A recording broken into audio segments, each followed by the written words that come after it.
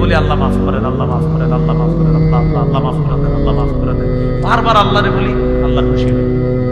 আমারে যদি আপনারা 5 বার ডাক দেন, আরিফ কথা আছে বলেন, আরিফ কথা আছে, আরিফে বারবার পেট পেট করেন না, বলেন কি বলবেন? তাহলে 5-6 বার বললে রাগ গেল।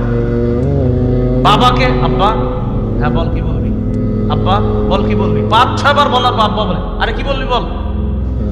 আম্মা জন্মদানকারী মাকে বলেন রান্না করেন, আম্মা কথা আছে। বাচ্চাও যদি বাচ্চারা মা কত আদর করে 5-6 বার আম্মা আম্মা আম্মা আম্মা আম্মা, 7-8 বার যখন বলে কি কিছু তোর ক। তাহলে দুনিয়ার মানুষকে একটু বেশি ডাকবেন, স্বভাব হলো মানুষ রাগ করে। হাদিসে আসছে নবী বলেন আল্লাহরে না ডাকলে আল্লাহ রাগ করে। মানুষের কাছে চাইলে মানুষ রাগ করে। ভিক্ষুক এসে ভিক্ষা চায়, স্যার 10টা টাকা দেন, আবার এসে স্যার 10টা টাকা দেন, আবার আসছে কিরে কতবার দিব, এতবার আসা লাগে।